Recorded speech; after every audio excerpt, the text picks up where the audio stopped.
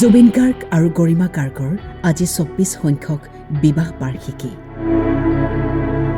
প্ৰতিটো জনমলৈ, প্ৰতিটো জন্মান্তৰলৈ সদায় আৱৰি ৰাখিবা মোক।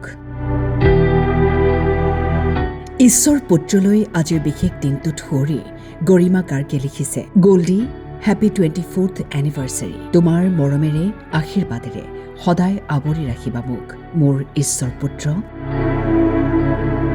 এই মৰমবোৰ, এই ভালপোৱাবোৰ বাৰে বাৰে চালেও হেঁপাহ নপলোৱা ঈশ্বৰ পুত্ৰৰ এই হাঁহিটো।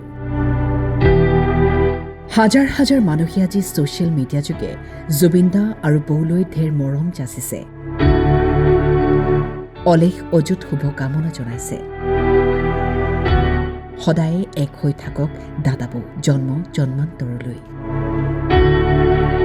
২৪ বছৰ পূৰ্বে হোমৰ জুইক সাক্ষী কৰি বৌয়ে যি প্ৰতিশ্ৰুতি দিছিল, আজিও নিজৰ শিৰত সেই সেন্দুৰ কণ লৈ শক্তিশালী হৈ আগবাঢ়ি গৈছে বৌ। সকলোৰে মৰমৰ গৰিমা বৌ। ঈশ্বৰ পুত্ৰই অসমবাসীক বহুত দি থৈ গ'ল, যি ১০০ বছৰলৈও কোনেও কৰিব নোৱাৰে। আমাৰ মাজত আছিল ভগৱানৰ সন্তান। জুবিন দা, তোমাক প্ৰণাম। তোমাৰ নাম, তোমাৰ গান প্ৰতিজন অসমীয়াৰ হৃদয়ত বাজি আছে, বাজি থাকিব অনন্ত কাললৈ। News desk, time 8।